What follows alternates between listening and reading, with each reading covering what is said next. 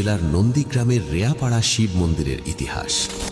আজ থেকে প্রায় ৬০০ বছর আগে মনসা মঙ্গল কাব্যের চাঁদ সদাগর বণিক উৎকল অর্থাৎ ওড়িশা থেকে বাণিজ্য করতে যাবার সময় এই অঞ্চলে নোঙর করেছিলেন বিশ্রাম নেওয়ার জন্য। তখন এলাকাটি ছিল জঙ্গল ও জলাকীর্ণ। তিনি বিশুদ্ধ জলপানের জন্য এই জায়গায় একটি কুয়ো খনন করতে গিয়ে কোদালের কোপ পড়ে এক অদ্ভুত পাথরের ওপর, যেখানে স্থানীয় এক গাভী প্রতিদিন দুগ্ধ বিসর্জন করত। ওই দিন বণিকের ওপর স্বপ্নাদেশ হয় সূর্য উদয়ের আগেই এক রাতের মধ্যে এখানে মন্দির বানাতে হবে এবং সেই মন্দির নির্মাণের দায়িত্ব গিয়ে পড়ে স্বয়ং বিশ্বকর্মার ওপর।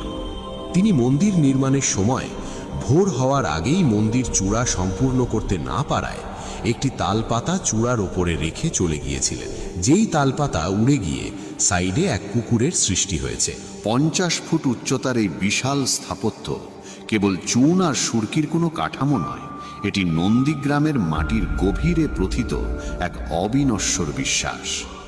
শত শত বছরের রোদ বৃষ্টি আর ঝোড়ো হাওয়া সহ্য করেও রেয়াপাড়ার এই শিব মন্দির আজও সগৌরবে দাঁড়িয়ে আছে, ঠিক যেন এ অঞ্চলের মানুষের অটল আস্থার এক প্রতীক হয়ে।